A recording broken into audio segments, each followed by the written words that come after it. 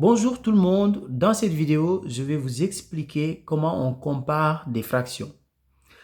Alors, pour comparer des fractions qui ont le même dénominateur comme dans l'exemple A, c'est très facile.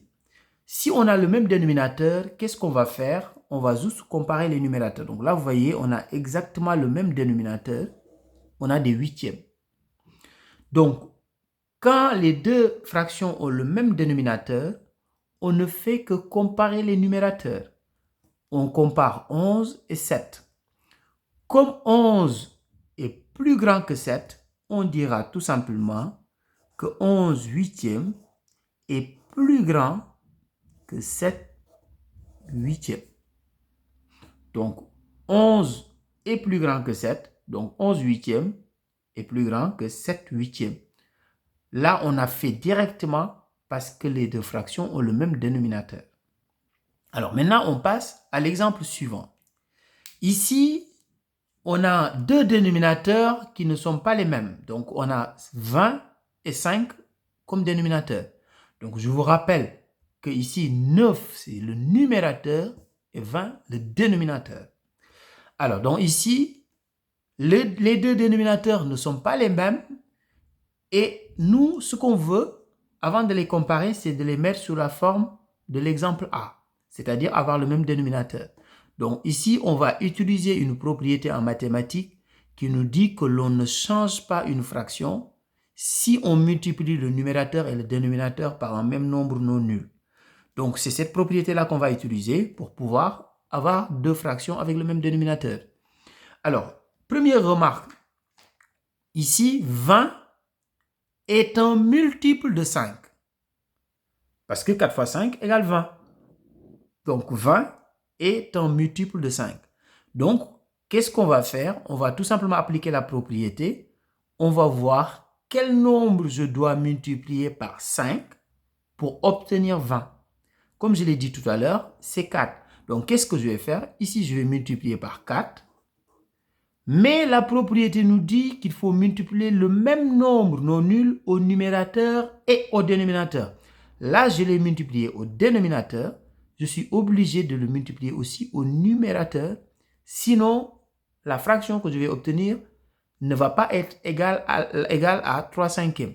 Mais si je veux obtenir une fraction qui est toujours égale à 3 cinquièmes, même si le numérateur et le dénominateur changent, il faut que je multiplie le même nombre au numérateur et au dénominateur. Donc ici, si je fais ça maintenant, je calcule. Donc là, j'ai 12 sur 20. Donc 12 vingtièmes. Puisque 4 fois 3 égale 12 et 5 fois 4, 20. Donc maintenant, je dois comparer 9 vingtièmes et 12 vingtièmes. Comme 12 est plus grand que 9, je vous ai dit tout à l'heure que lorsque les deux dénominateurs sont identiques, c'est-à-dire les deux dénominateurs sont les mêmes, on compare simplement les numérateurs. Donc 12 est plus grand que 9, donc 12 vingtièmes est plus grand que 9 vingtièmes. Ou bien on peut dire autrement, 9 vingtièmes est plus petit que 12 vingtièmes. Alors maintenant, la question c'est, donc ici, on a aussi deux dénominateurs qui ne sont pas les mêmes. Donc, on n'a pas les mêmes dénominateurs ici. On a deux fractions qui n'ont pas le même dénominateur. Et contrairement à l'exemple B où 20 était un multiple de 5, ici, 7 n'est pas un multiple de 4.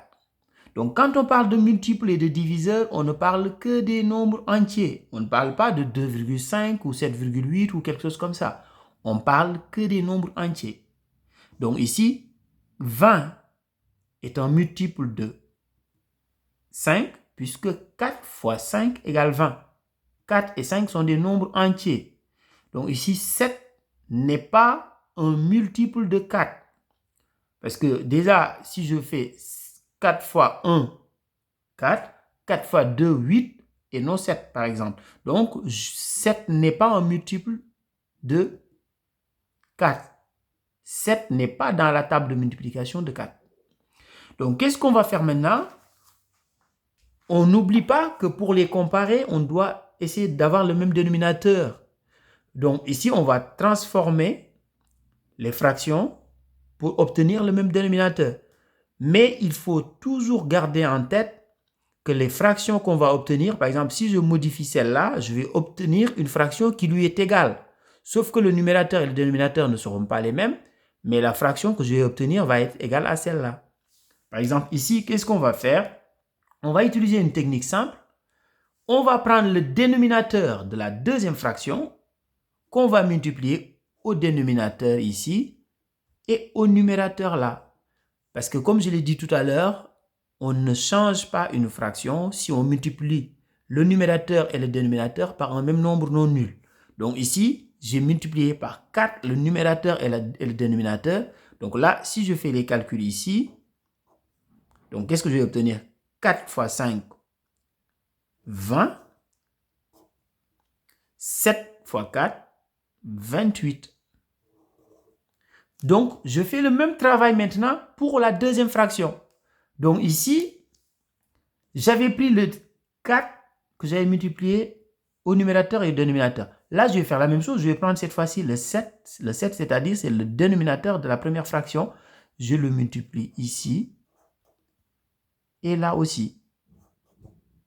Donc, je n'ai pas changé la fraction parce que j'ai multiplié le même nombre au numérateur et au dénominateur. Par exemple, ici, si vous prenez votre calculatrice, vous faites 5 septièmes ou vous faites 20 sur 28, vous allez trouver exactement le même résultat. Donc, on n'a pas changé la fraction, on l'a juste modifiée pour que le numérateur et le dénominateur soient différents, mais les valeurs n'ont pas changé. Donc ici, si je fais les calculs, donc 7 fois 3, 21, donc 21 sur 28, parce que 4 fois 7 égale 28. Donc, pour comparer maintenant, c'est facile, parce qu'on a le même dénominateur. Donc, le travail qu'on a fait ici, multiplié par 4, multiplié par 7, l'objectif, c'était tout simplement d'obtenir le même dénominateur. Vous voyez, on a exactement le même dénominateur. Et comme on a le même dénominateur, on va comparer simplement les numérateurs. 21 est plus grand que 20, donc on fait comme ça. Donc 21, 28 sur 28, donc 20 28e, est plus petit que 21, 28e. Donc dans la playlist, vous allez trouver d'autres exercices comme ça. Donc je vous encourage à regarder les autres vidéos, comme ça vous allez vous familiariser avec cette notion-là. Au revoir.